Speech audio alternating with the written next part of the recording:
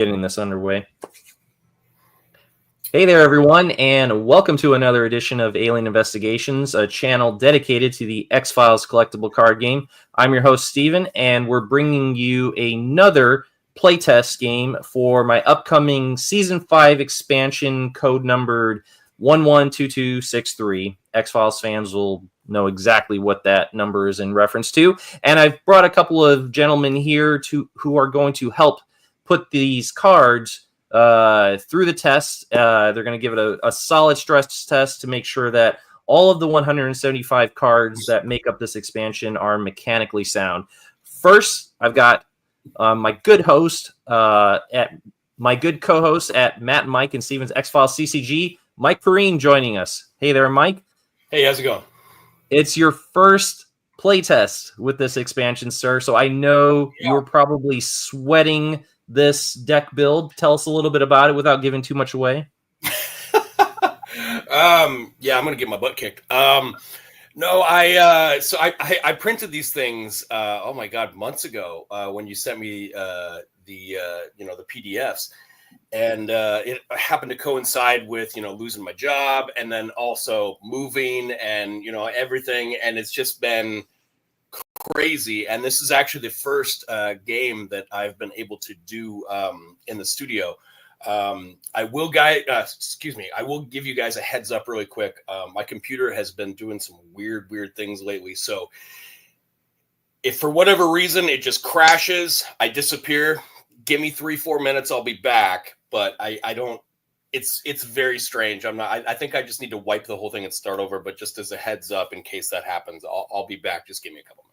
Sounds good. And yeah, this is not only your first playtest for this expansion, but it's also your first X-Files CCG games in 2025. And you haven't thrown down in a while. Yeah, and in the new house, the new studio. Yeah, yep. So I'm looking forward to just seeing what you bring to this, because each of the playtesters who have performed a couple of these playtests has brought something different, whether it be their agent teams or the cards that they choose to include in their deck, how they married them with the commercially released cards, as well as some of the other fan-made cards that we've done previously, the Season 4 expansion, or the canon but not canon Scully expansion. And anyway, Guillaume, who is the other playtester for this matchup tonight, Guillaume, you've done several playtests at this point, and think you've done the most as of this point. So I'm curious if you're doing anything different. You bringing some new cards, different team of agents. What, sir, can you share with us at this point? What can you tease about your strategy for this matchup?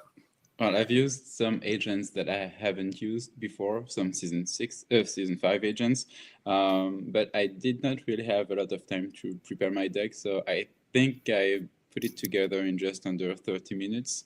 So it might not be as good a showcase of Season 5 cards as I would have hoped, but Mike mentioned putting cards from every expansion in his deck, so I tried to do that. So there are a couple of cards from Season 4, from Fight the Future as well. So we'll see. I tried to keep it under 80 cards. So it's just, I think, 80 or 81 cards. So hopefully Season 5 cards will come up.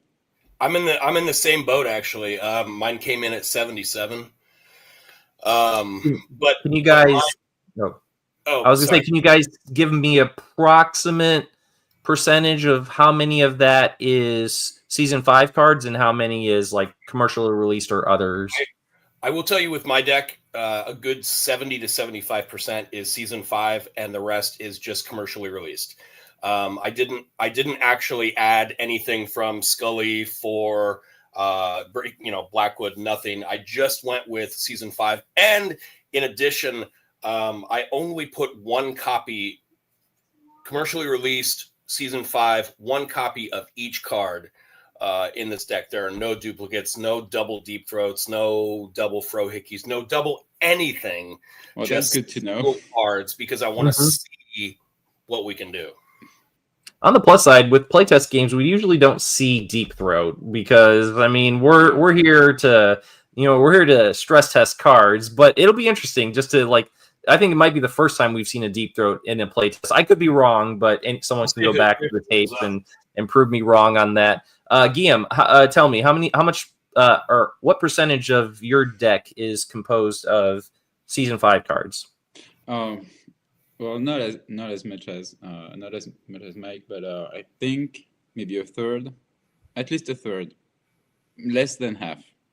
As I mentioned, I did not have as much time as to prepare as the other playtest games, so yeah, I did not have time to go over again each of the season 5 cards to see which ones I hadn't played yet and which ones I could use with my team.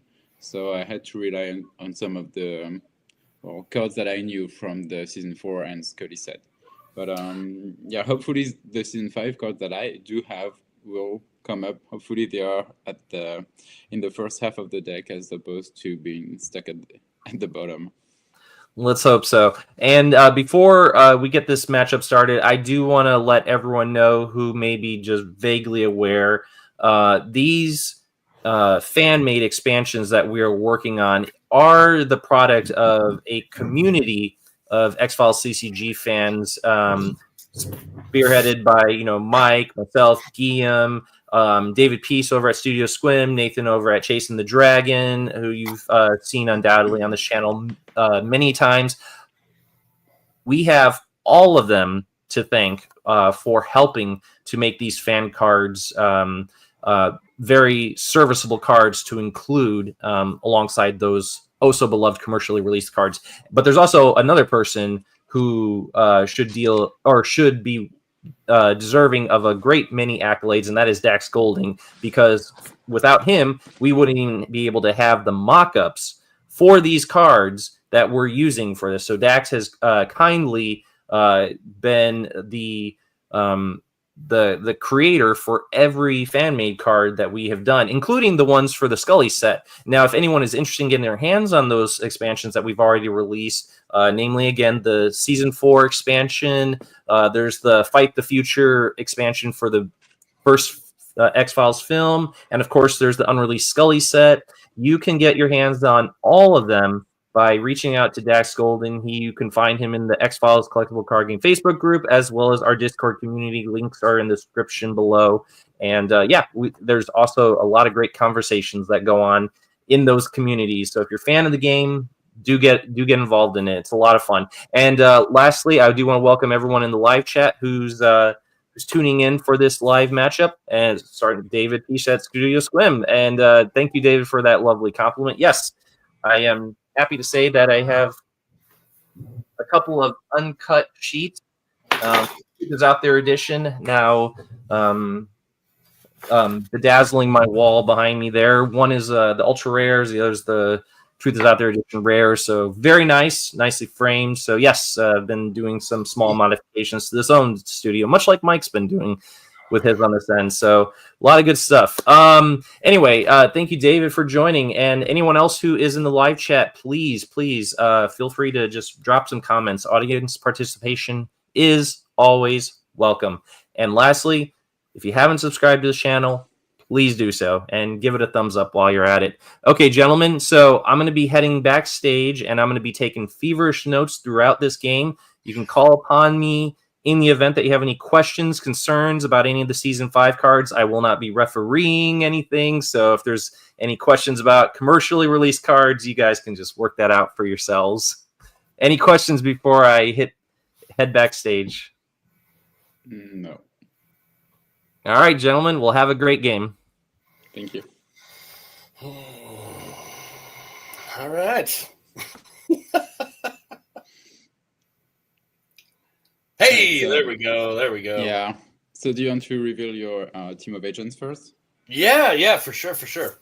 I'm going to start with, and now, again, these are in black and white because that's all I could print at the time. So, and one of them, actually, I may have to refer to Steven because one of them came out like super blurry and I can barely read.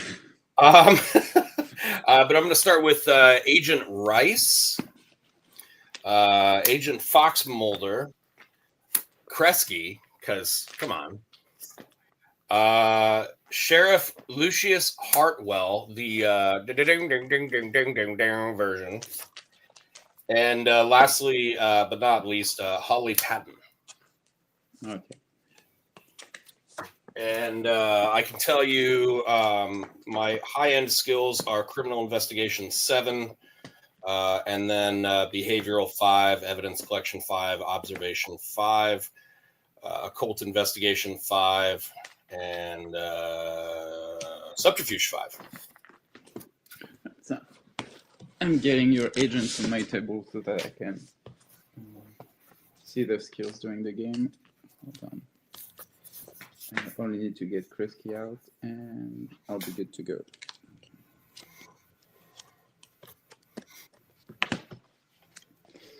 All right, I think I have everyone. Yeah. Okay. And my agents are Agent Michael Kingsley, Carla Stancypher, Holly Patton, who we have in common, and then Tom Colton, Jerry Lamana, and Agent Bonacasi. All right. So heavy on bureaucracy. All right.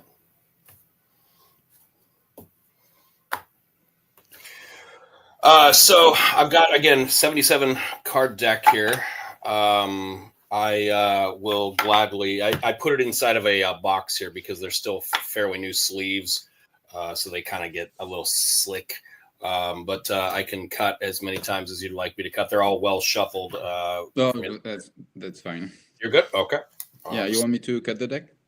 No, man, same thing. If you're good, you shuffle it up. You're confident. Yeah, we're good. All right. So whenever I play Lamana, I put a game effect token on him, even though it doesn't require one. But it's just for me as a reminder. Oh yeah, same. Yeah, good call, man. Oh man, where's my box here? Oh, there it is. I forgot about tokens. Let's see, I'm prepared. It's been a while since I've played. Let's see here. So we got 3 for Mulder. Oh, that's on the floor. Let's see here. 1 for Kresge. 1 for Hartwell. Where'd that token go? Let's see. Place 1 token. Discard token, negate 1 pawn adversary. So that's Rice. So we got 1 for Rice. And I don't think Patton has anything, right? It's just no, it's just a regular effect. Yeah, that's the one that I can't read very well. Yeah, you want to roll a dive to see who goes first, or what do you want to do? I don't know, whatever you usually do. I don't have a dice with me, so I got you covered. Okay. All right, so I've got oh god, what is this? 10-sided dice. So we'll say 1 is odd, 0 is even, and I'll let you pick. Okay. Even. It is a 2. It is even. So you can choose if you want to go first or defer. I'll go first. Okay.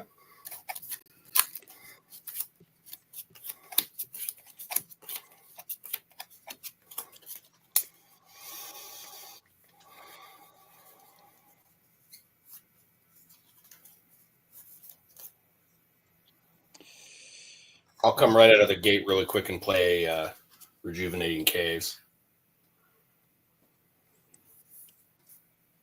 So I'm drawing my free card.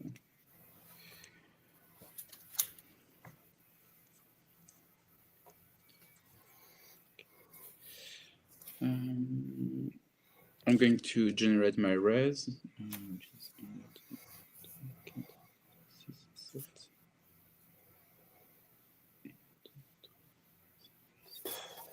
which is 8 because Stone Cipher is res 2 if she's in the same section of the table as Agent Kingsley. So both Stone Cipher and Colton bring me 2. Yeah, so that's 8. 13.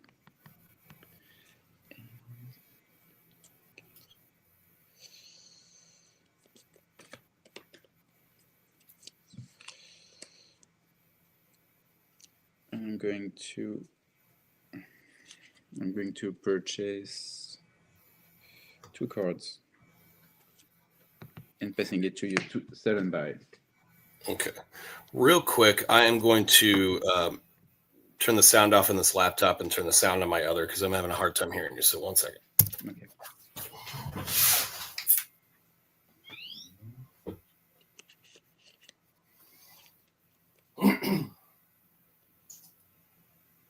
All right. How about now? I can hear you fine. How about you? All right. No, that's never mind. That won't work. That's okay. All right. Good for me to sell, buy, all that good stuff? Yes, go ahead.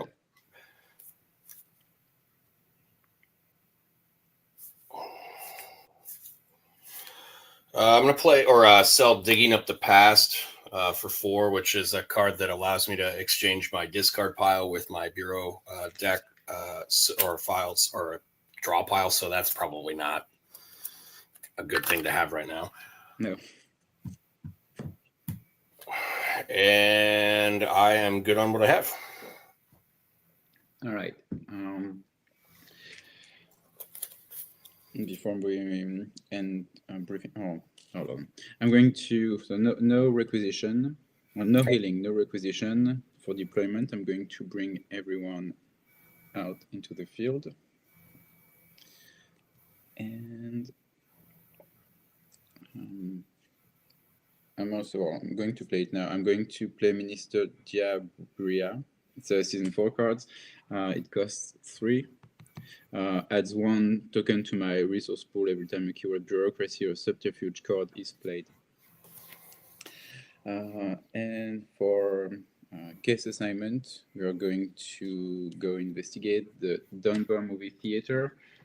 It's bureaucracy or criminal investigation, motive or method. It costs 1. I'm going to use Colton's token to pay for it since it has the keyword bureaucracy, and I'm also going to add 1 to my pool thanks to Minister 𝐗-𝐅i𝐥e𝐬. Right. So again, bureaucracy or criminal investigation, motive or method. I'm going to hook connect a Bluetooth speaker to this really quick so I can hear a little bit better. Okay. Is it all charged up? Sweet. Thank you.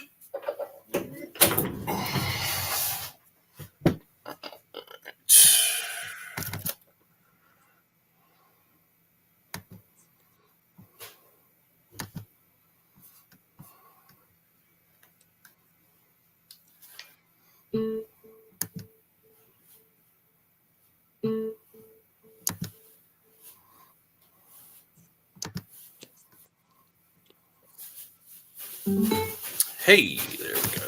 Okay. So Stephen, that's the Dunbar movie theater from the Pine Bluff variant.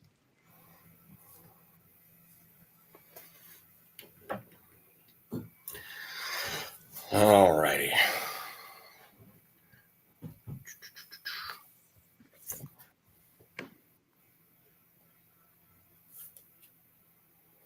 How much? I mean, it's a playtest, so I can ask. I'm unfamiliar with some of your agents. How much subterfuge do you have? I think I have none.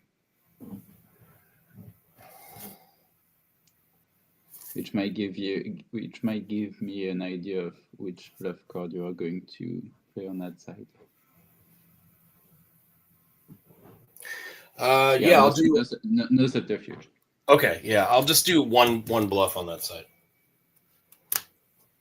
All right, so I'm going to send everyone to the site. I'm going to use bureaucracy, and I currently have, I think, 11 or 12 bureaucracy.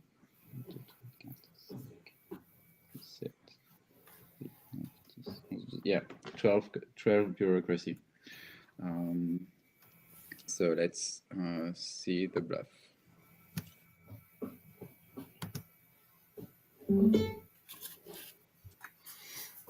All right. So you want to see the bluff? Yes. All right. It's going to be a security checkpoint. So, yeah. Play this card to prevent all agents from contributing their skills to a site skill check, and accept agents with subterfuge skill 1+. And I'll pay for that for 2. Well, I'm going to use Lemonade effect to look at your hand and see if maybe there's something that I could use. Yeah, I've got biotoxin on the money. Okay. Blue Man Goop, which is just a great Yeah. right. Prince of Darkness. Okay. Right. And the card that I bet you probably will use, Blue Plate Special. Yeah.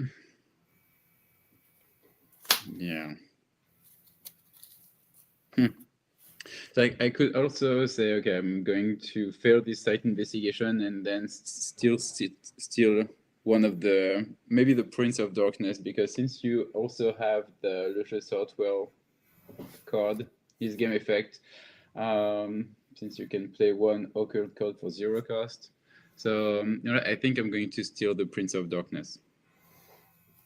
And that's something that has to be, remind me of that effect. Does it have to be played this turn, or? No, it's like I may steal any one card and I may use it immediately. And if I use it, I have to pay for it.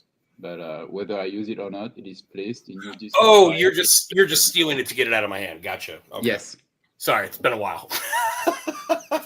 All right, so I'll just discard that, I guess. Yeah.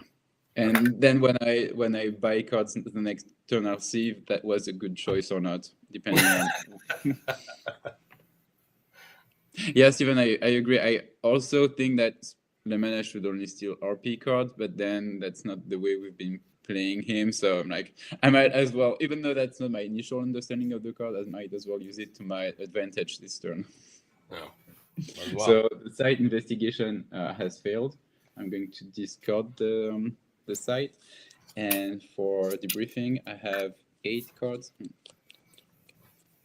Yeah, I have 8 cards in my hand. So, and they are all good cards. So, yeah, I'm going to discard Communist Calling card, and that's the end of my turn. Alrighty. I will draw a free card here. And so for Rez, Rice is 1. Kresge's, oh, what? Kresge's 0? I didn't know that. Oh, yeah, just for 1 RP, yeah. Let's see here. Hartwell's 1 and Patton's 1. So that gives me 3 plus the 3 for Mulder. I am going to the 2 for Mulder. What's that? Oh, sorry, 2 for sorry, you're right. Yeah. 2 for Mulder. Yeah. Yeah, I'm just gonna take the 3 and draw 2 for Mulder. All right. And that's on you. All right, I have 2 cards to sell. I'm going to sell the shotgun for 6 and the 2-lex video camera for 5. Puts me at 11, puts me at 16. And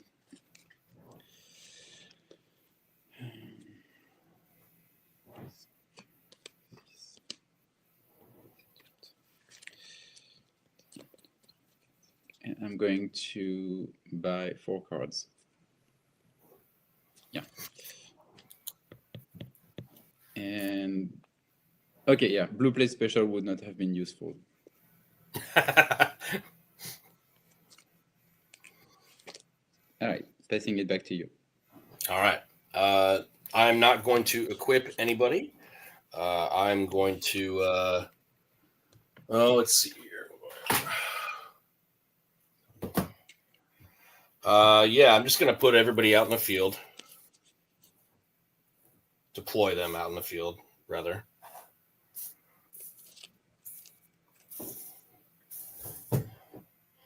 And going to, I'm going to pay 1 for 1 site.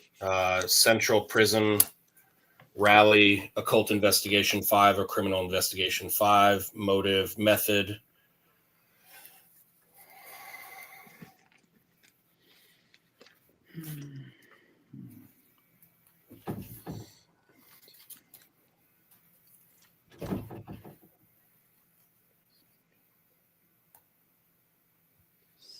Okay.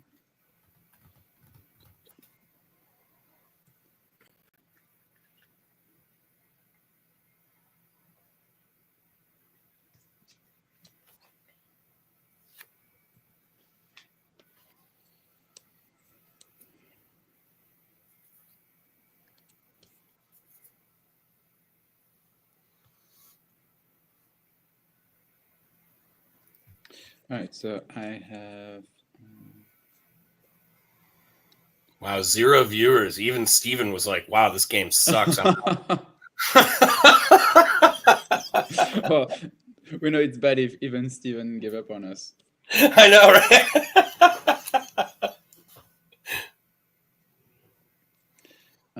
I have. Okay.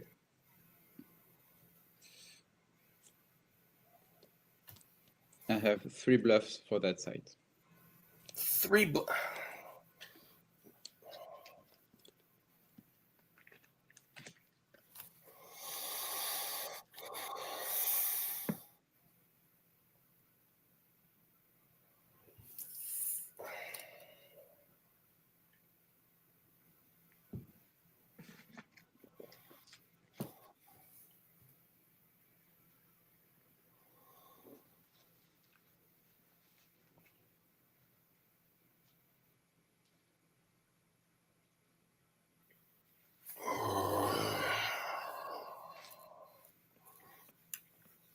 Killing me, Smalls. Oh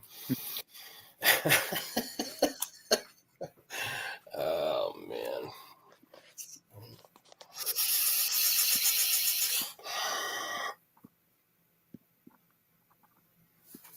No, let's just set them aside there, and you can just leave them there, and I'll be done for this turn. I ain't gonna play that game. 1, 2, 3, 4, 5 cards in my hand. Okay, so I'm putting the bluffs up here. Okay. And I have 6 cards in my hand. Okay, so I'm going to draw my free card. I'm going to generate my red, which is still, which is still 8, because Stonecipher and Kingsley are still in the same section. Yeah. Yes.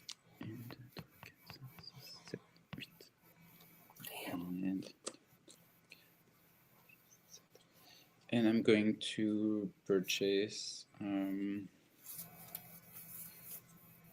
4 cards. And back to you.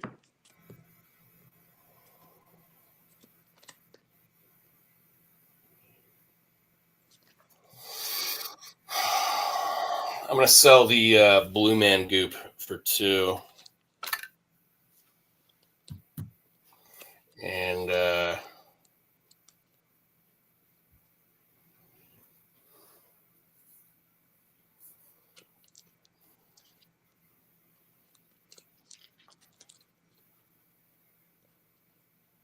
you know what?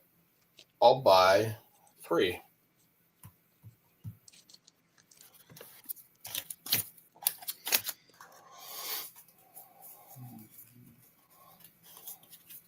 I'm going to also no healing, no requisition. For deployment, I'm going to keep everyone in the field. I'm going to play Michelle Generu for 3. And she has basically the same effect as Minister Jabra. It adds 1 to my pool every time a keyword computer or bureaucracy card is played. And since she has the keyword bureaucracy, I get to add 1 back to my pool thanks to Minister Jabra. And for case assignments, I'm going to play 2 sites. I'm going to play the Flight 549 crash site and the Department of Defense, Washington, D.C. So they both have the keyword bureaucracy. So I'm going to pay for the first one with Colton's token. I'm going to pay for the other one with my pool. And Minister Jabra and Mr. Genero basically allow me to put 2 tokens for each site in my pool. So that's 2 for the Flight 549 and 2 for the Department of Defense. So the first one, Flight 549, has the prerequisite bureaucracy or evidence collection, motive or result. And the Department of Defense is alien investigation or bureaucracy, affiliation and motive.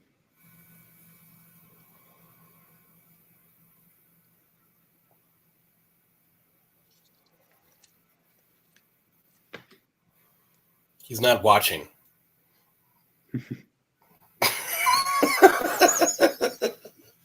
Oh, somebody else just popped in. I should shut up.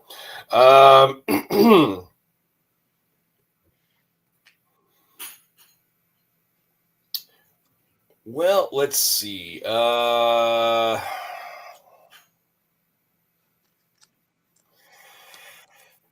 going to do a bluff on each one. We're going to put... yeah,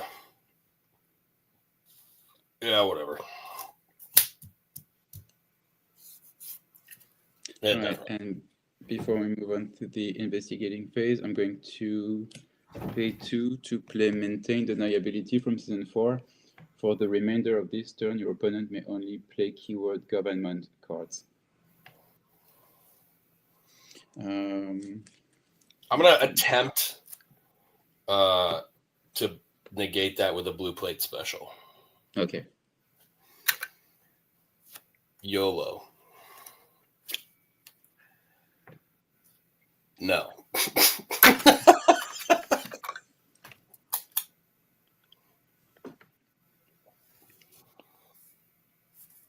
Now, okay. Question. Yes. I have already played the bluffs. Well, and Steven might correct me, but I did not want to play Maintain Deniability before you played your bluffs, because the bluffs have been placed face down, but since you haven't paid for them, they haven't been played yet. So my idea was like, okay, let Mike put his bluffs on the table, and then he won't be able to play them, so you have to discard them at the end of the turn, and that gets me rid of potentially 2 bluffs. Yep. It's kind of like when you play like certain cards, like at some points in the game, when it's like, you could have done that earlier instead of playing it then. It's almost kind of a dick move. But, you know, no, I'm not saying that's what Guillaume's saying, but I'm saying like sometimes it's like you could have played that card before, and then other times it's like when you play it after that point. How much did that cost? 2 dose. So that's basically that negates basically any and all bluffs I could play this turn for 2. Well, not all of them. I mean, maybe just the ones in your hand. But really, with these fan-made expansions we've done, there are a lot of government bluffs, especially in this Season 5 expansion. A lot of conspiracy cards have government as a keyword. And even a lot of the commercially released ones do as well. You can still play government adversaries as well. It just, as long as the keyword government's on there, you're good. And it's like, I think there's a Scully set event card that's kind of on par with it, right, Guillaume? Isn't it like a Make the Deal or something like that? Yeah, I think it's for the remainder of the turn. No bluffs can be played on the sites that you investigate. Yeah, bluffs. Okay, so yeah. So I mean, but yeah, I agree. It's like sometimes you pay the 2, and your opponent does have the government cards in his hand. So the Maintain card is Yes, useless that has and happened. sometimes We have it works. seen people slip through that maintain deniability card. We're like, wow, you have that card in your Like- hand? Bravo. Like, doesn't the security checkpoint bluff have the keyword government? So it's like, say, from commercially released, like Section Chief McGrath, for instance, that's a common bluff. That one's got keyword government on there. Yeah, there's a lot of cards with government. It's just, Mike, I guess from the sound of it, you are not holding on to any keyword government cards, are you?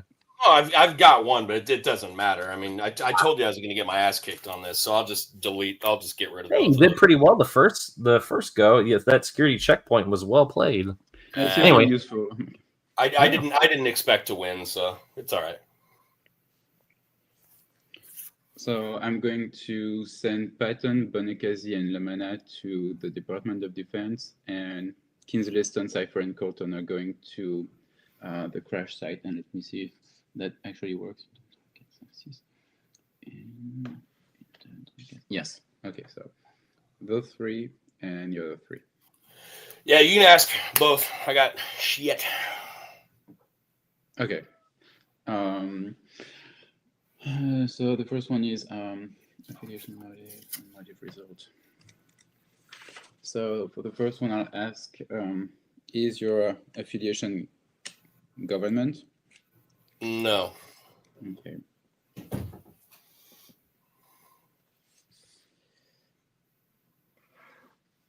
See, by saying no to that, Mike, it seems like you're maintaining deniability yourself. And the other one is a motive or result.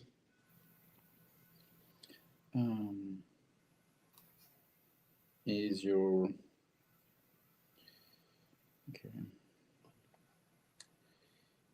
your result manipulation? Yep. Yes. Yep.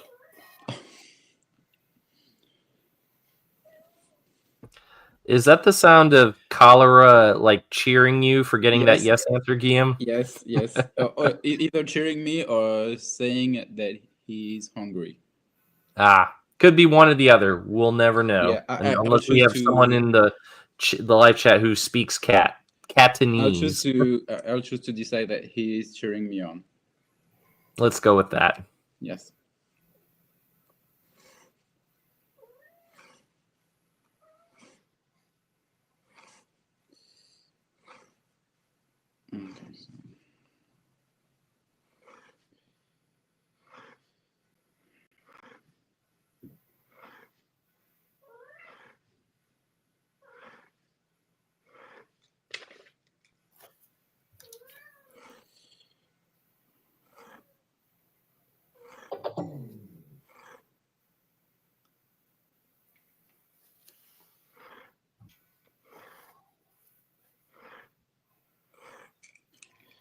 Okay.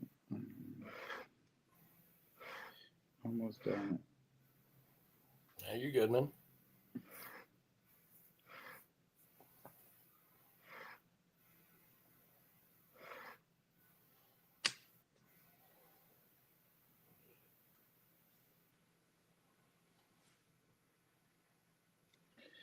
Okay, so I think I have everything crossed off.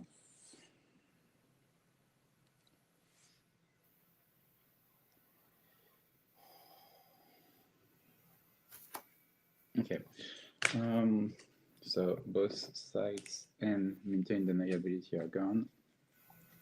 And for debriefing, I have 7 cards. 4. All right, so back to you.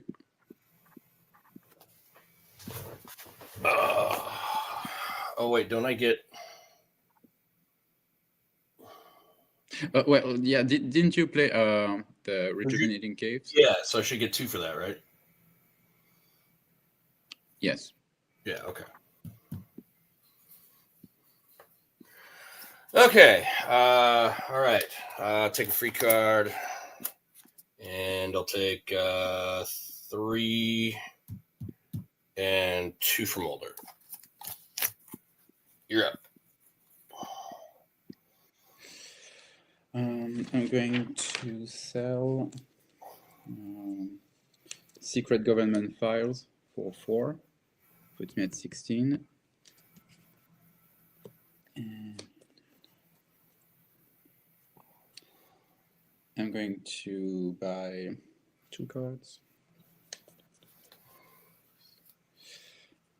I'm going to buy 3 cards. And passing it back to you.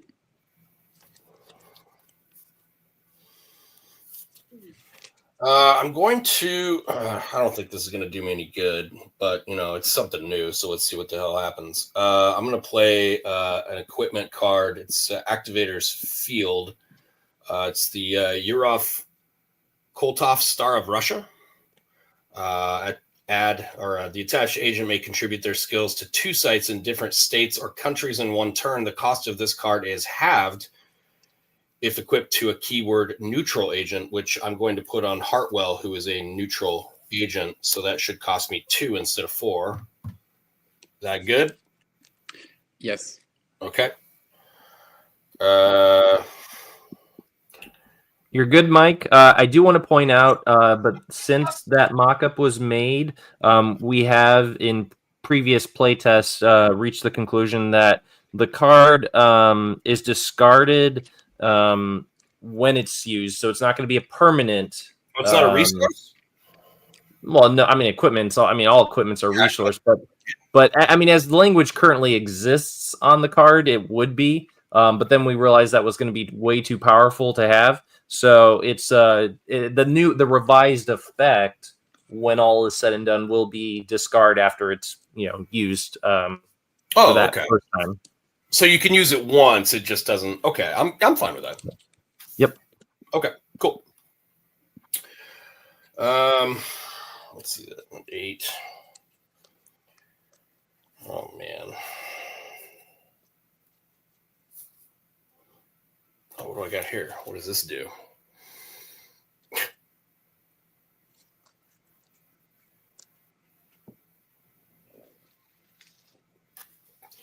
Good God. All right.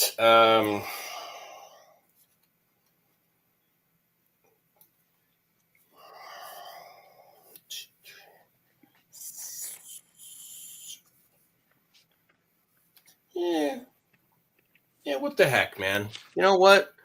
I'd feel guilty if I didn't do this. I'm going to go ahead and equip a Queequeg. All right. I'm going to equip a Queequeg to Fox Mulder for 4. Oh, yeah. It was either him or Kresge. Yeah, but I just he hates that dog, so I'm just going to punish him. All right. So those are up in the air now, and I'm going to play Containment Facility, Georgetown, Maryland, Observation 4 Result Site, and I'm going to have Mulder pay for that.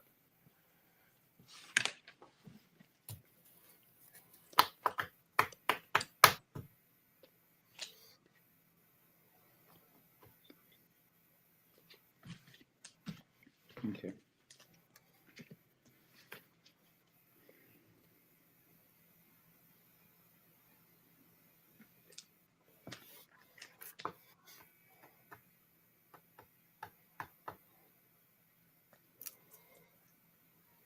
This is where you're supposed to say, "Oh, I don't have anything. Dang it." No. Mike, ask your question. What? Oh, thanks, Guillaume. That's great. Yeah, I have 2 bluffs for that side. God damn it.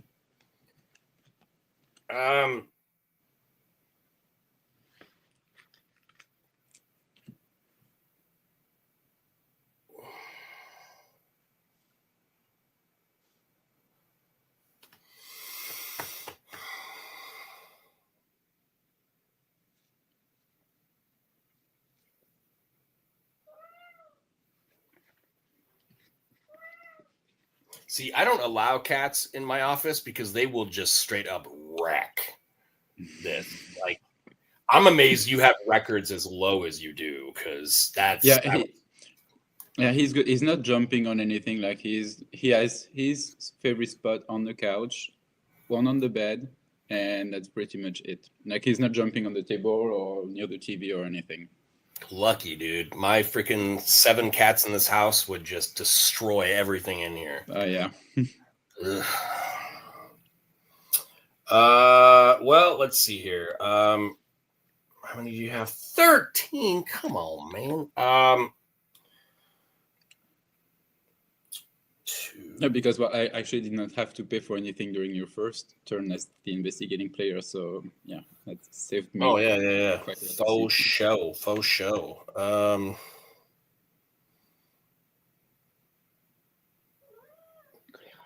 All right, I'm gonna send Agent Rice to the Central Prison in Raleigh, North Carolina. Okay. And I'm gonna send. I'm sorry, Rice and Kresge. Okay. To Raleigh, and then I'm gonna send Hartwell and Mulder to. They have observation, if I'm not mistaken. Yeah, they have observation 4. So yeah, I'm gonna send Mulder and Hartwell to Georgetown, and let's see what's in Georgetown, man. I just what the heck, man, YOLO. And Holly stays by herself. What's that? Holly Patton stays by herself. Yeah, she's not going anywhere. Yeah, she's not going anywhere. All right. So Georgetown is the Mulder and Hartwell, right? Correct. All right. So the first bluff for that one is deceiving the flock.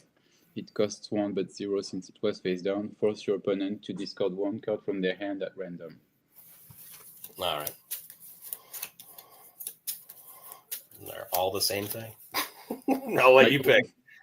Yeah, Liam, you should make him discard that deep throat in between those 2 sites. Oh, I know. Right? People are like, "Oh yeah, make a table; it'll look great." Oh, confusing. I gotta give you mad respect, Mike, for putting a deep throat in there. It's sealed in there. It's not, there's no getting back. So I gotta give you mad respect for that. The only thing that would have been cooler is if there was a No One So Paranoid in there. There is, actually. Are you serious? Yeah, dude, I put like a Scully Ultra Rare, Mulder Ultra Rare, and No One So Paranoid. There's a signed Kresge right up here you can't see. Yeah, but you have a ton of those. Yeah, not anymore, man. I'm freaking out of signed Kresges. I only got a couple. Yeah, it's stupid, but. Okay, so I'll tell you what. I'll just put my finger here, and you can just tell me which one. Stop. This one. This one? Yes. Okay. That is biotoxin on the money. Oh, good. All right, so that's it for deceiving the flock. And then the second bluff is no trespassing. It costs 3 but 2 since it was face down. Play this card to prevent all agents with the keyword FBI from contributing to any skill checks occurring at this site.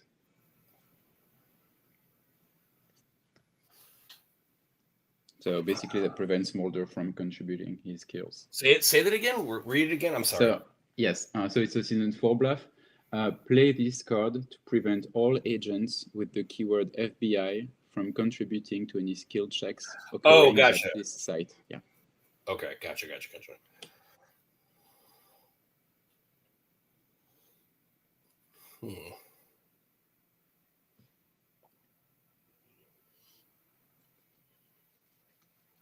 Okay, yeah, that'll do it for that one. Okay. Let's send Hartwell over to this site with his equipment card for 2 sites, right? Because one was Georgetown, Maryland, and the other's North Carolina, right? So that works. Yes. And let's see what those 3 bluffs are, man. Let's do it. I'm curious. I'm gonna make you show them all. I just whatever. So what was the prerequisite on that site? Criminal investigation, occult? Yeah, occult or criminal investigation. I'm going to criminal investigation 5+. Okay. So the first bluff is armed robbery.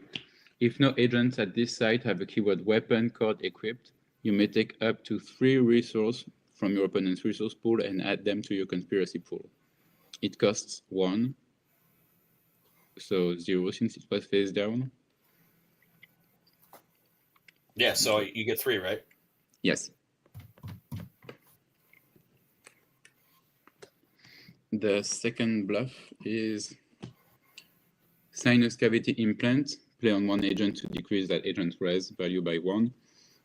It costs 1 but 0 since it was face down, and I'm going to put it on, let's say, Hartwell. What are the keywords on that card? Bluff, conspiracy, alien, and phenomena. Okay. And then the final bluff is laser barrier. Cost 2 but 1 since it was face down. And I'm going to, unless you negate it, I'm going to play it on hardware as well. And what are the keywords on that? Bluff and phenomena. Okay. That'll do it, man. All right. I got 3 cards, man. You're up. Okay.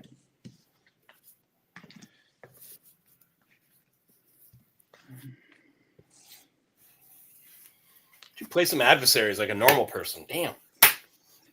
And I have 7 cards. Yeah, I do have some adversaries in my deck, but I usually tend to use more bluffs. Yeah. Okay, so I'm drawing my free card. I'm going to generate my res, which is still 8. And I'm going to buy, let's see,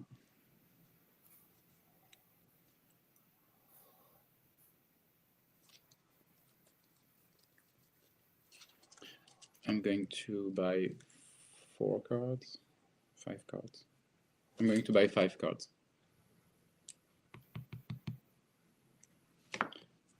Oh, just 4. I'm going to take 2 for Rejuvenating Caves. Yeah. And I'm going to sell Agent Cameron Hill and Evasive Maneuvers for 7.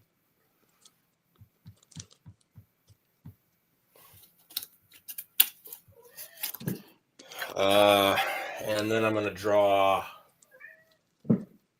I don't know, let's say 4.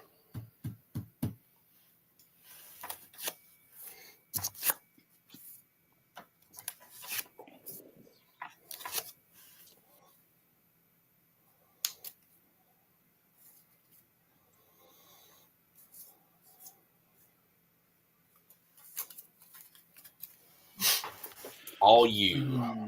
All right, so all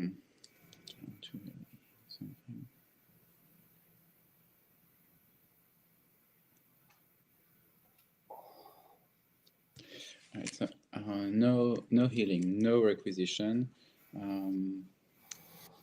Everyone remains in the field. I'm going to pay 4 to play Bitter Defeat. It's a season 4 card. Placed in your field section with 2 tokens on this card. Remove a token to double the cost of any one bluff card played by your opponent. If your opponent cannot or chooses not to pay the additional cost, the bluff is discarded. Oh, it increases the cost by 1? No, it doubles the cost of the bluff. Oh, doubles the cost. Yes. Oh, wow. Okay, doubles. Damn. Okay.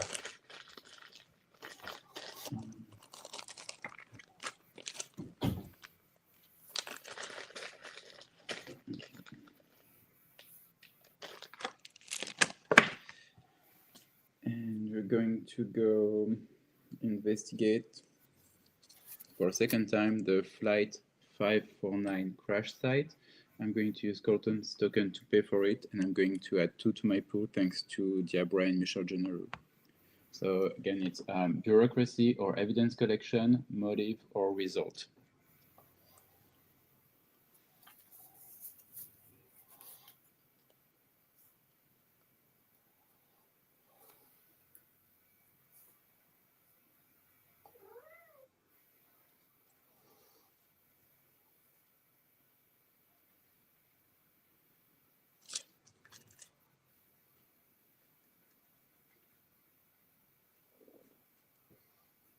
No face down bluffs.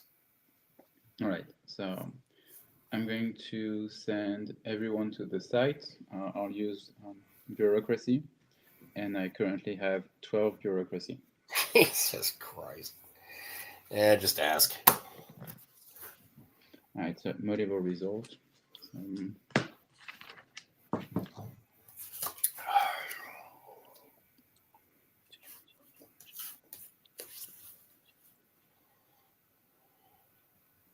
Is your motive security?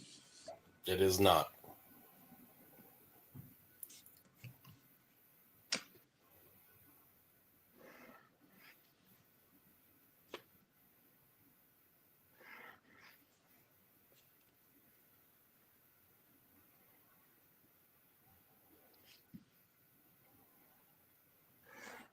Okay. Well, I tell you, Steven, that ad, man, that ad I put in for the freaking on the Discord. I told you, man.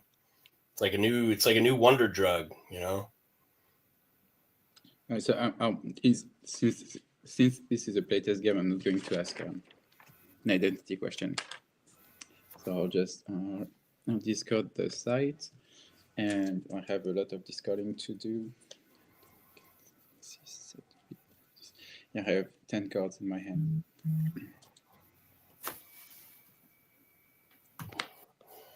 Yeah, Mike, I'm suffering from the side effects of that to the extreme right now. Yeah, kind of figured you might be.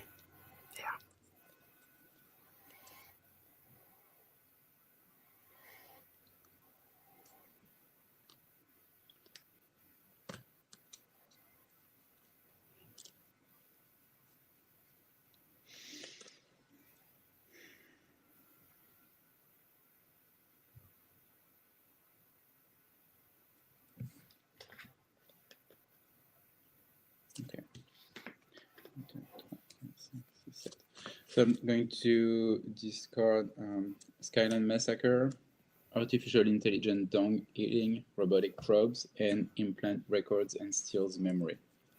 Oh, man. I'm going to miss another opportunity to have the dung-eating beetles played onto me? That's not cool, man.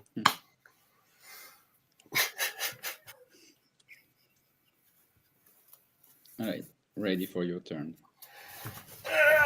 Okay. I'll take a free card here. All right, I'm immediately going to pay 3 to play Blight. What's that? Play this card at the start of your opponent's briefing phase. Opposing agents in the field section of the table generate no res this turn.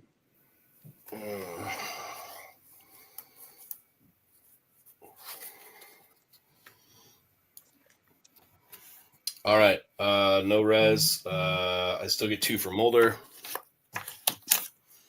You're up.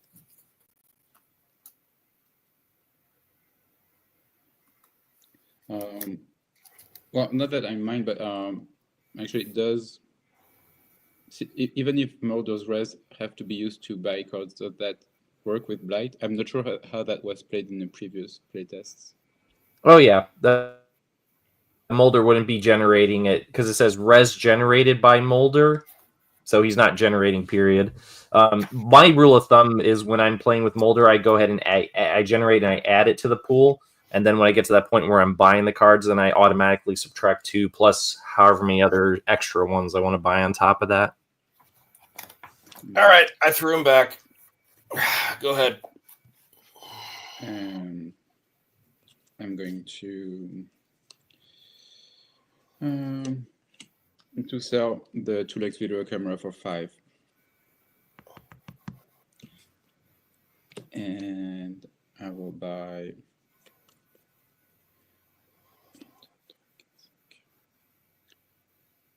I'll buy 3 cards. And back to you.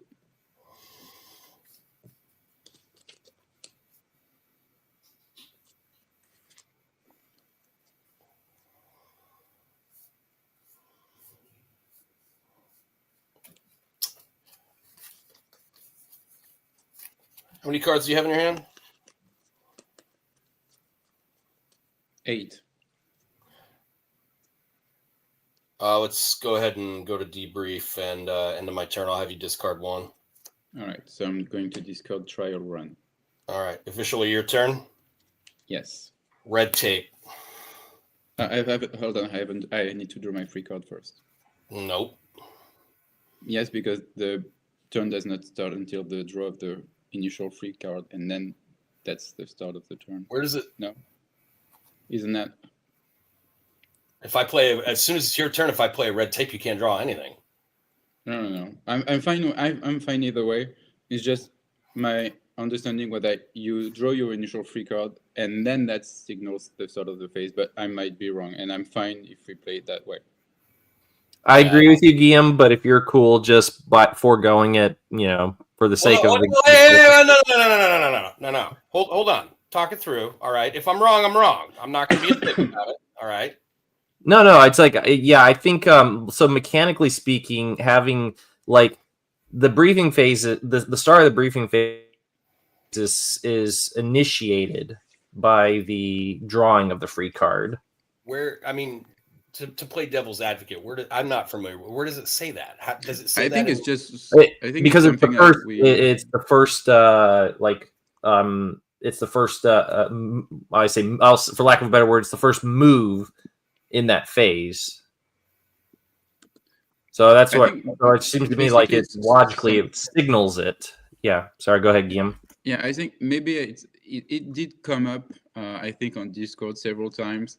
And I think and it says in the rules it's it says at the beginning of the briefing phase the investigating player may draw one card at the beginning. So I think that's kind of where that's where my interpretation comes from. But yeah, it says at the beginning. So to me, like at the beginning, at the start, as such. But anyway, that's my argument. I know there's probably some that would argue it, but I'll let you guys decide one way or the other. Like I said, I'm not judging this event. I'm just being the minutes taker. No, we can play it that way, and I think that's a question worth asking again on Discord, because there were several times when in the rules section that did come up, like when do you play those cards that you're supposed to play in your opponent's briefing phase, and it's like usually I think most people agreed that you draw your initial free card and then that signals the start of your actual turn. But again, it might be worth asking again for cards just like this one, because playing it before the first draw or after it, like that initial. See, that's the conundrum I'm having, honestly. And I mean no disrespect. It's just activator conspiracy. That's all it is. So the second that I become the conspiracy player, it doesn't signal the briefing or any of that. The second I become the conspiracy player, I can play that, and that prevents you from drawing any cards. Yeah, which is why I'm fine playing it either way. But I'll just jump in and want to just throw a devil's advocate your way, Mike. But you say the second that you become the conspiracy player, what is that second? Like, when does that second occur? When I turn over. When he discards to 7, that's still debriefing, but and it's turned over. I literally say, your turn. I'm now the conspiracy player. I can play that card. Okay, so you think it's solely a verbal cue, right? Like for instance, when we play, there's no flashing lights. Well, like I said, but even more obvious is that drawing that card at the beginning of the briefing phase, as it says in the manual, that's the cue. But again, that's my what? I'm just curious where it says that. I mean, page 18. At the beginning of the briefing phase, the investigating player may draw one card. So I say at the beginning, and as I'm interpreting that to be at the start of it. So by definition, at the beginning of the briefing phase, so it's started, the player may draw one card. So that's secondary, right? So at the beginning, but they say may, but they use that like may like throughout all of the game effects. Investigating player may do that, but yeah. I know it's not a hard and fast rule. But who's going to be like, yeah, you know what? I'm good. I don't need a free card. Anyway, but as Jonathan says, this is a Discord chat. Yes, because it is not pertaining to the season 5 cards. It's for both the rules and Red Tape, which is a commercially released one. Yeah, I agree. That's fine, absolutely fine. And again, it's just a question because whenever I ask those questions, I'm like, it's always because I really want to play it the way it's supposed to be played, but I'm fine not drawing it. Just absolutely I fine. didn't play it. Just forget I played it. Okay. All right. So I'm drawing that free card. Generating my res, which is 8.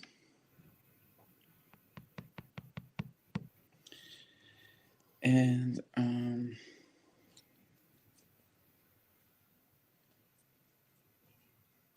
going to buy, let's say, 2 cards and passing it to you.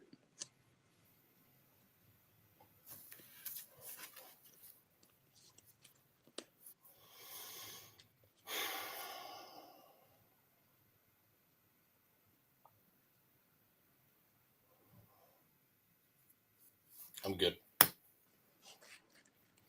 And so no healing, no requisition. Everyone is in the field.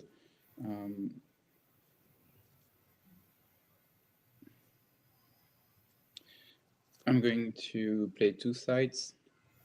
The Scur's Rental House and Vancouver, British Columbia. Both sites have the keyword bureaucracy, so I'm going to use Colton's token to pay for one, paying the other one for my pool. And General and 𝐗-𝐅i𝐥e𝐬 allow me to add 2 for each site to my pool. So the first one, Scur's Rental House, it has the keyword bureaucracy and subterfuge, affiliation result. And Vancouver has bureaucracy only and method. Nada, go for it. Okay. All right.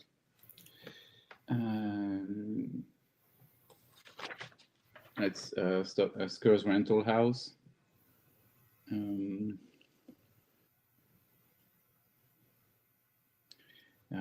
Is your affiliation alien? Nope. All right, so are you Dr. Benton? Yep. Oh, hey, I was Dr. Banton in my last game. Very nice. Good game, guys. This seems to be a popular choice among X-Files. Like, it usually comes down to Dr. Benton. Well, not during the tournament, though. In the tournament, it came down to Colonel Wharton, the Zombie Master, so many times, and Jonathan 𝐗-𝐅i𝐥e𝐬 can verify that. He's in the live chat right now. Thank you very much, Jonathan, and everyone else for tuning in. And, of course, Mike, Guillaume, thank you guys so much for taking part in the playtest. It was a very short-lived one, but I mean, as far as all the Season 5 cards goes, we didn't have too many came up, and the ones that did, I don't think there weren't any questions that came about as a result of the Season 5 cards. It seemed to be every other card that came up was brought into question. Regarding any of the cards that you guys put in your decks as you were building them, as you're building your respective decks, any of the cards bring a question mark or two to your brains, either of you guys? Mm-hmm.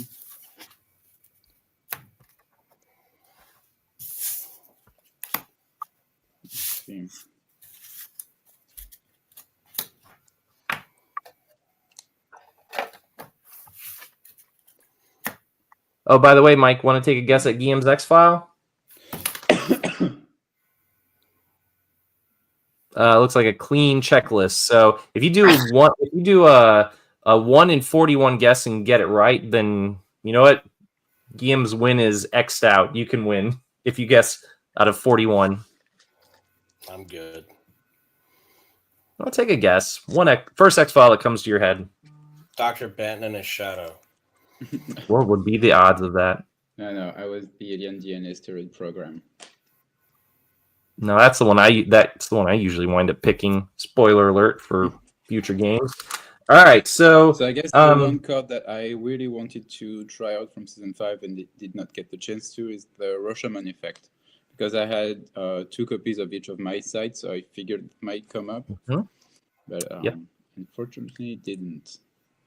Yep, that is one I don't think I've seen it. Yeah, I was looking at my notes, and I've seen it be included in decks, and it usually winds up getting sold because, I mean, I guess if it doesn't come up soon enough in the game, then it might not be as worth. It's kind of like a video trap, or Jose Chung's from Outer Space. If you can get it sooner, that's ideal because then you're gonna have a better chance of those duplicate sites coming up. And it's, as far as deck building goes, it's a little situational in that you've got to purposely include duplicates of all the sites to better the chances of that effect taking place. But I still think it's a worthwhile card at this point, even though it has yet to be put to the test. But there are a number of cards in the commercially released expansion that, never really see any gameplay for one reason or another. I mean, desirability on the cards obviously varies. But then sometimes I think when we play these sealed deck games, then you have those instances where those cards that you normally just cast aside when you're doing more strategic deck building, then suddenly like, that was a pretty good card. Maybe it will be worth including in your next build. Maybe not. Maybe just when you do a sealed game. Perhaps. But I think that's fine because I think there's a balance that can be drawn from any expansion when you have cards that vary in terms of like their broad effect or maybe a more narrow effect, or not every card needs to be a powerhouse card, Not every card needs to KO their opponent. You can have some cards that have milder effects, and I think that does help strike a chord, especially with an expansion this size. You would think that you don't have to have every card, just be a blockbuster, So I guess the only question that I have for you guys, and I thought of it, Mike had Sheriff Hartwell on his team. That is one of the two, or that's one of the 4 promos that are part of this set. But there's 2 versions of Sheriff Hartwell, and so Mike, I really like how you distinguished which one you chose by your. Can you do that again for me? Almost like twang. I almost like you were playing a banjo or something. Yeah, it's dueling banjos. Yeah. So that's because I was about to pop in and be like, all right, which Sheriff Hartwell did you choose? Because it's black and white cards. But yeah. So do you guys think that because the title of the card, those 2 cards is exactly the same, just as Sheriff Lucius Hartwell, should there be some extra indicator on there? I think in my earliest draft for this expansion, I put as the title of the card, Sheriff Lucius Hartwell, parenthesis, Scully's POV, and then Sheriff Lucius Hartwell, parenthesis, Mulder's POV, close parenthesis.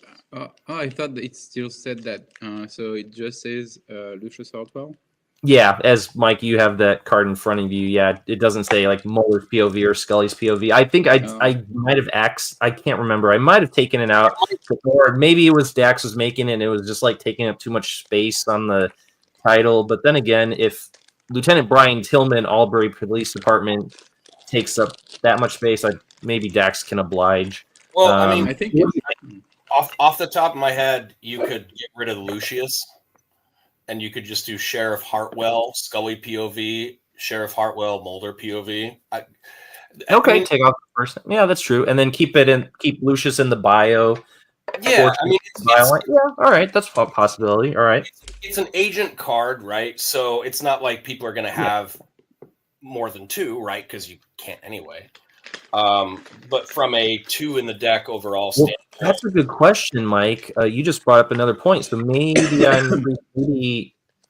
I'm reconsidering my position now, because the title, if we change the title of it of the card in any slight way, like add someone's POV in parenthesis, then suddenly we've got 2 Hartwells on a team. Is that something that we feel we should? Oh shit! Do we want to create that precedent? That's dirty pool. Yeah. So maybe we ought to leave it as it is then, do you think? Other than the fact that I don't know who would be using, like, for instance, like if you're using Mulder Scully, then you can use one of the Hartwell, but not both. And that's then true. I don't know who would be using Mulder and then 2 Hartwell or Scully and 2 Hartwells, but let's say someone wants to. I mean, even with the same name, to me, there are 2 different cards because the effect is not the same and there are different bureau file numbers anyway. So it's like those are 2 different agents. Anyway. That's good. Is the quote because on the one Hartwell's effect. Oh, go ahead, Mike. Sorry, is the quote on the bottom different for them? Well, they don't have a quote agents, but the game effect. Sorry, bio. The game the bio. It is tweaked slightly because of like the point of view of the agents. Like it says, like for Scully's, he's a competent, handsome vampire, while in Mulder's case, he's a doltish bucktooth. But I was really playing to the different points of view of the agents when doing the bio. Now, as Guillaume did point out, the game effect for each of them is specific to Mulder and Scully. So you couldn't have both Hartwells and Mulder and Scully on a team because that would obviously exceed the 20.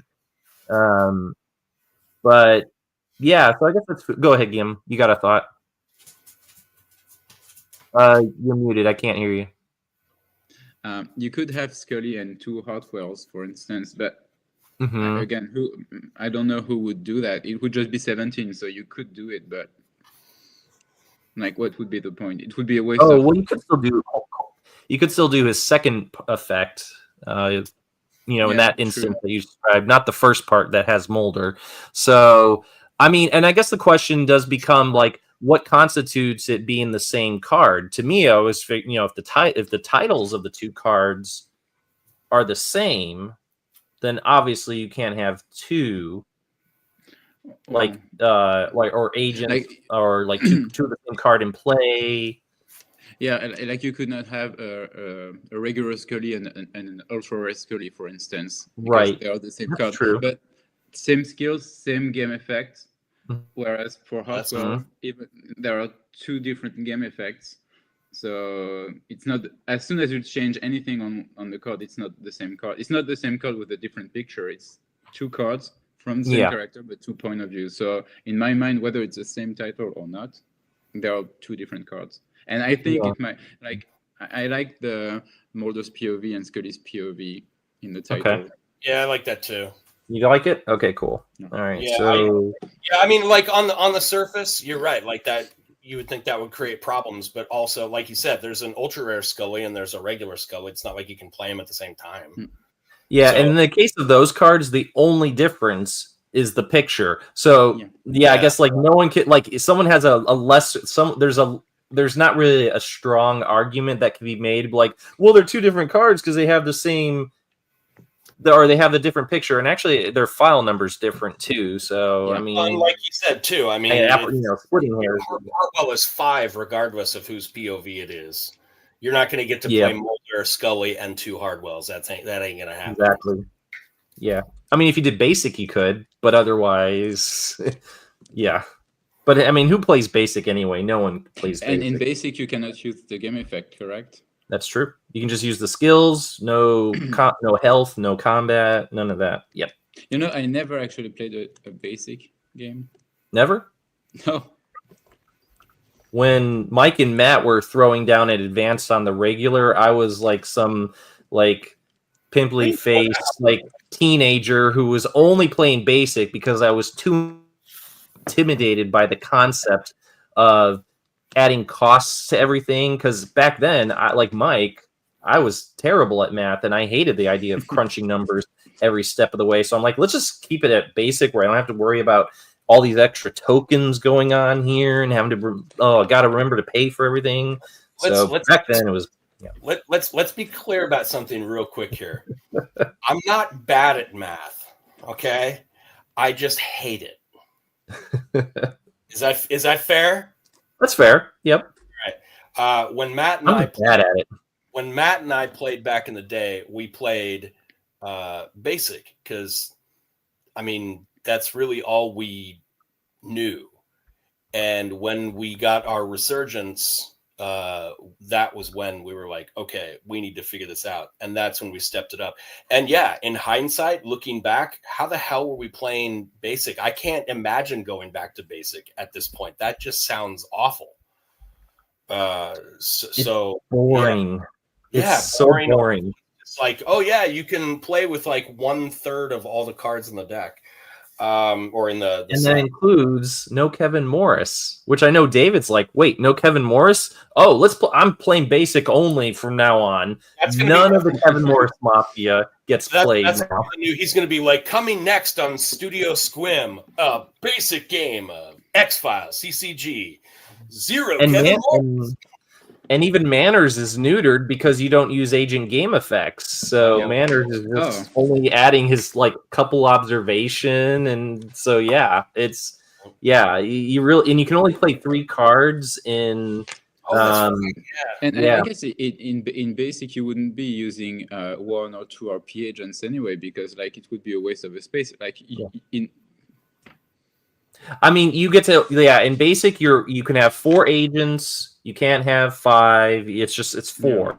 So I guess you could technically play 3 agents, but why? You just get 4. Yeah. So back then, I think this is the other reason I didn't want to do advanced, because I'm like, okay, I play basic. That means I can have Mulder, Scully, Skinner, Krychek every time. So I was like, I'm gonna keep it. I think that was also maybe part of my thought process, but yeah, because you can't do that in advanced.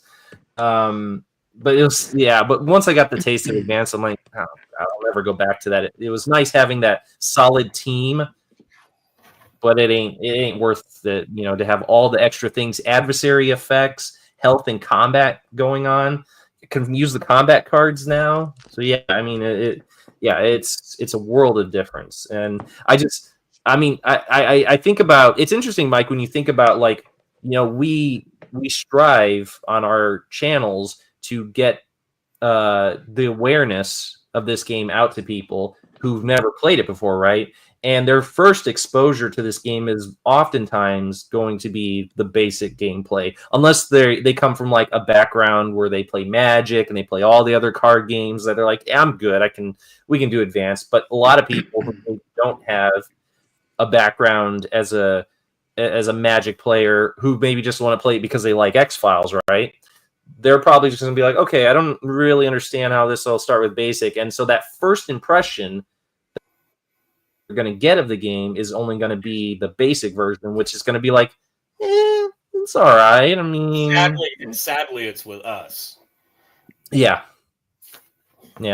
So, I mean, we keep, we keep putting these games out there so people see what the advanced version is like. We don't even say that I forget to say that at the start of each game. I usually tried my best to remember, oh, by the way, for anyone who's never seen this game played before, we are playing the advanced version. I try to remember that, but I usually forget, because we are just, to us, this is the basic version of it.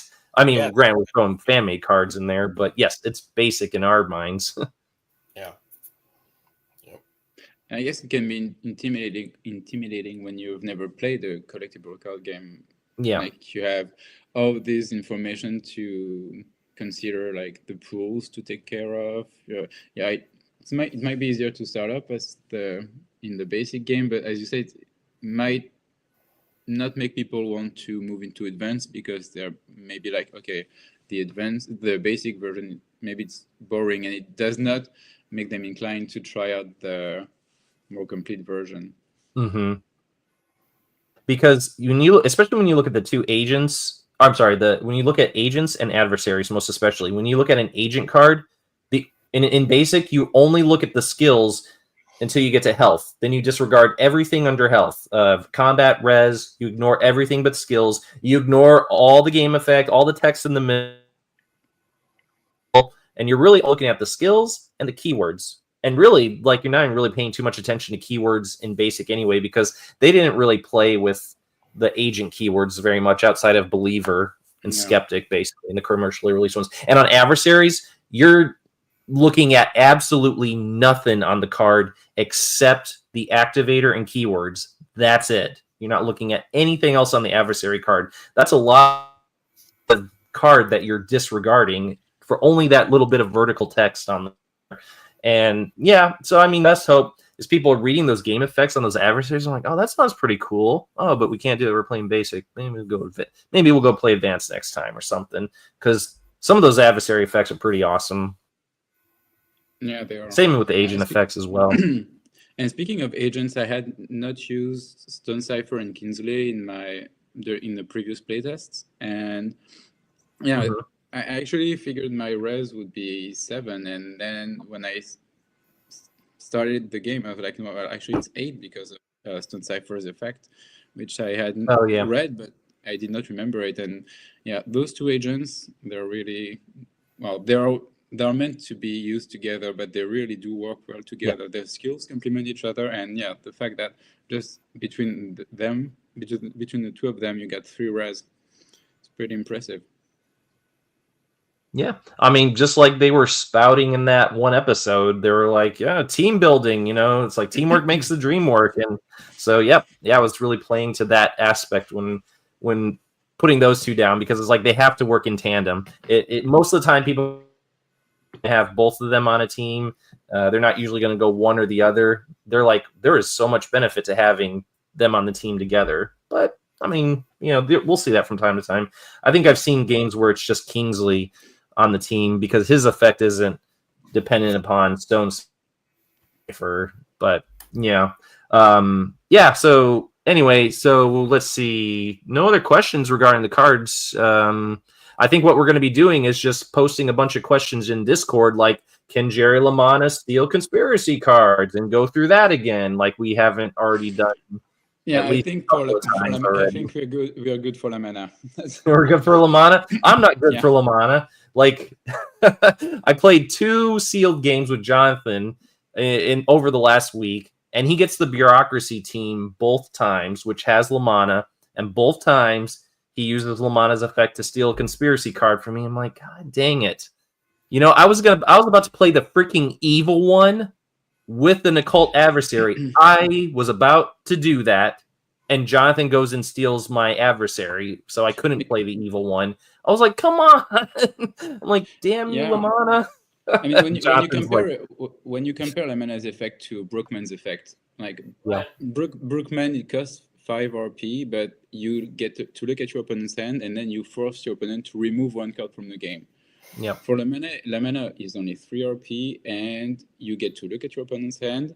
You get to steal one of his cards for your investigation and use it, or you force your opponent to discard a conspiracy card. So to me, it's more powerful than. Granted, the card is not removed from the game, so your opponent can retrieve it at some point. But for the foreseeable future, that card is in the discard pile. So to me, in that sense, LaManna's effect is more powerful than Brookman's. So, which is why I think LaManna's effect should be restricted to RP cards, but that's not the consensus on Discord. So, well. Yeah, and Jonathan, to just a small rebuttal. Yes, I won, but not with style. Yeah, I mean, come on, Mike. If you had a chance to play the evil one, right? How hard is it? How hard is that to do, right? It is pretty hard because, like, it was so perfect because I had Slithers in the Night, affiliation site activator, evil one, affiliation site activator. Both are occult. I mean, there's very, very few instances in which that's going to come up, and it did. And I had the CP. I made a point of like, oh, I've got them both. I'm going to save. I'm not going to buy so much that I don't have enough to do that. But all that was standing in my way of doing that was Jonathan's Jerry LaManna card. So anyway, I've to be fair, I've thought that before that happened. I feel like, as to echo Guillaume's sentiment, for what you get out of LaManna, it is a pretty powerful agent for 3 resource points, And I hadn't considered Hartwell's effect, where you can play a card for an occult card for 0 cost. And I think using that effect with a card like the Handy Valets, for instance, if you stack your deck with occult adversaries. Or occult combat? Yes. That's pretty great effect, actually. Mm-hmm. We haven't seen it done in playtesting yet, so it would be nice to see that happen. So maybe we can sit back, evaluate, be like, is that too much? Is that too strong? Anyone? But we haven't seen it done yet, so it's really. I don't know if I stated at the top of the broadcast, but this is the 13th playtest that we've done for this expansion, and I'm inclined to do at least 13 more because I want to make sure, like, all those things that may get called into question long after we've wrapped up playtesting, I really don't want that to happen. I want to have an answer. Well, you know that the more playtest games we play, and the more you say that you want to play. So it's like, at first you're like, we did 13 for season 4, so maybe 20 for season 5, and now it's 13, and you're like, well, I just want to do 13 more. I just want to make sure, because I don't know if maybe I said in my last I don't know if I said in my last broadcast or it was after we wrapped up, but this expansion here is my last big expansion. And so it's kind of like, I mean, that's not saying I'm not going to have some smaller expansions, some smaller project of X-Files CCG coming up. Yes, but this is the last big one in terms of like card size. Season 9, of course. Season 9 is way. That's years down the line. I'll probably be eligible to retire from the library by the time we get to season 9, which is only like 9 years away. But still, I'm just saying, it's going to be a long time before we get to season 9 because we're only in season 5 right now, and we've got a lot of other stuff between now and then. So, and on average, Mike, you know this from your experience with Fight the Future, and that was the mini expansion compared to what we're doing here. It takes like a year and a half, maybe even longer, before we finalize these things enough that we're comfortable in our standing to say, okay, Dax, we can release it to the world. Yep, and hope that we don't get something backfires on us after that. So, yeah, wing and a prayer. But Fight the Future hasn't been out for too long, but we haven't had anything yet.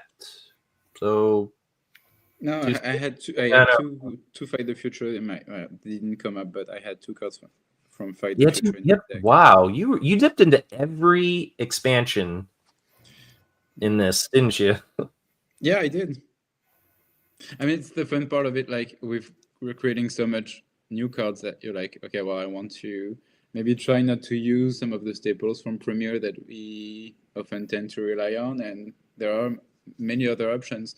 So, yeah. I didn't see a Langley, a Frohickey, or an X, or any of those tonight. So they were there, but they just didn't come up. But they were there. Just one of each. But one of each. Excellent. All right, so I think we're getting close to wrapping this up. But Mike, is there anything we want to plug insofar as coming up on Matt and Mike's X-Files or Matt and Mike and Steven's X-Files CCG? Is there anything we want to share with the masses? We're going to do the playtest playtest card, the sealed. We're going to do that. Yeah. We don't have a date for that yet, though. Not yet. And then on your channel, we're doing a part 3, right? That's got to be coming up pretty soon, right? I reached out to Dax and Nathan because you're pretty agreeable with your schedule, and so is Mr. May by and large. I usually just post a date, be like, "We're doing it," and he's like, "Okay, I'm in," or he doesn't even say I'm in. He's just like, he's in. Yep. So I got Dax's schedule. His is just the tightest that we gotta really try to find a way to accommodate. So I've been asking him and Nathan because I want you, Dave May, Nathan, and Dax for this third one.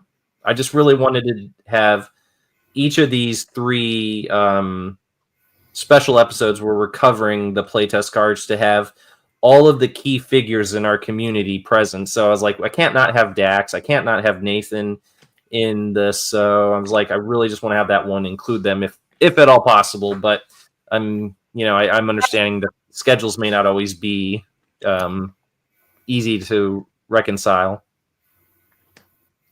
Yeah. I need to.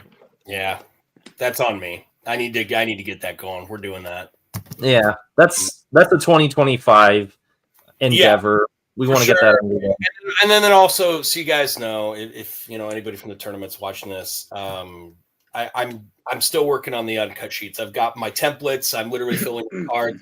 I actually bought a specific like cardboard box with an LED to take like high res images of cards, and then realized, I don't know if you can see this, my camera, on my phone, yeah, they're trashed, so I can't even get like high res photos. So I was actually going to reach out to Steven, spoiler alert, and see if he could get me some high res scans of some of these cards, because I can't get them with my.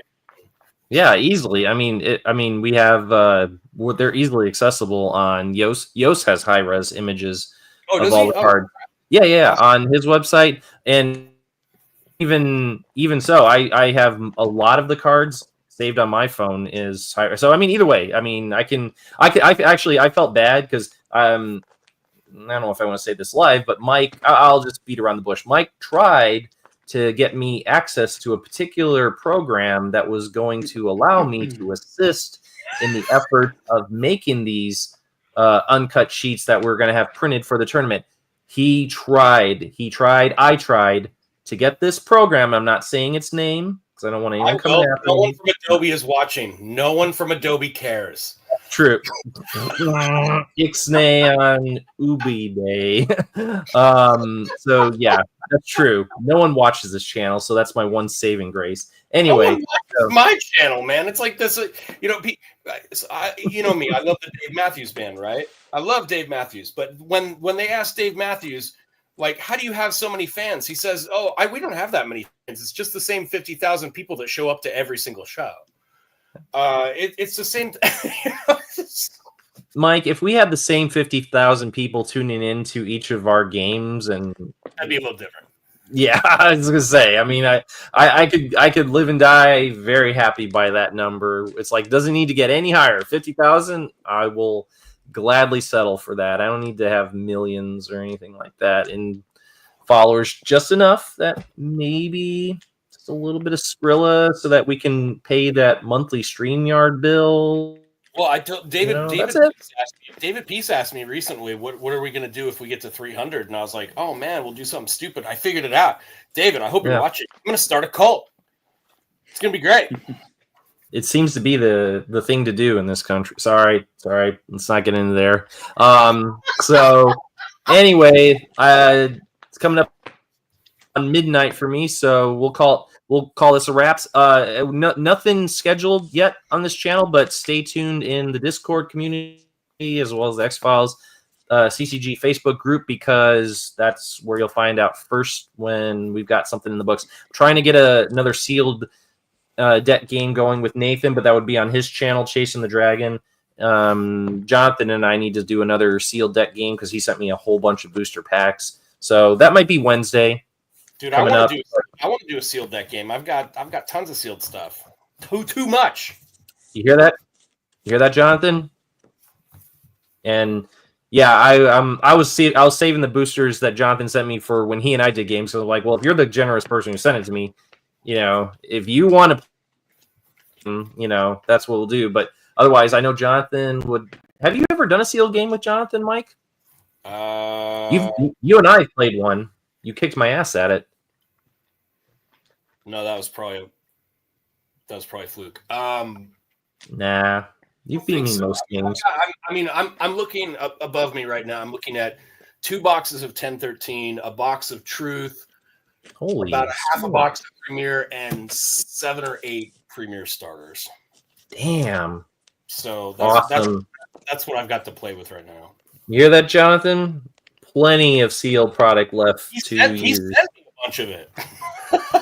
Yeah, because I mean, yeah, he bought it in wholesale basically. So, yep, inflated the market and all that. Great job. No, I'm kidding. It wasn't you.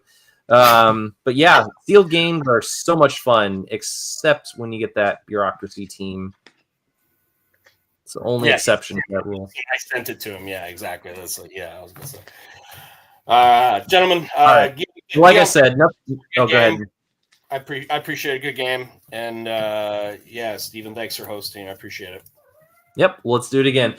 So again, everyone, thank you for watching. Please subscribe if you haven't already done so. Guillaume, Mike, thank you so much for availing your time to stress test these cards. Let's do it again. As I keep saying, we got a lot more playtesting to do before we make doubly sure these cards are as mechanically sound as possible.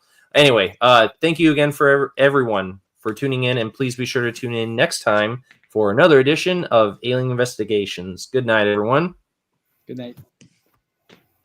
And